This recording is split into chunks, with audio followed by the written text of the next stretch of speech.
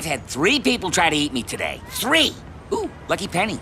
Anyway, sometimes I wish I were human. Whoa! Look at me! I'm human! Do you want...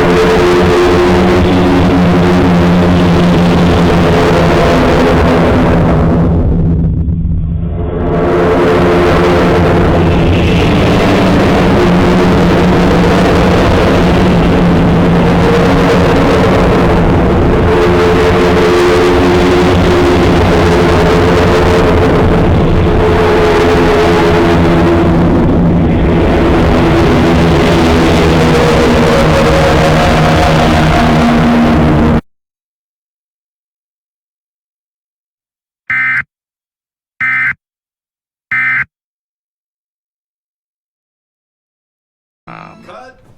I break for lunch. Barbecue Pringles? Pizza Pringles. You made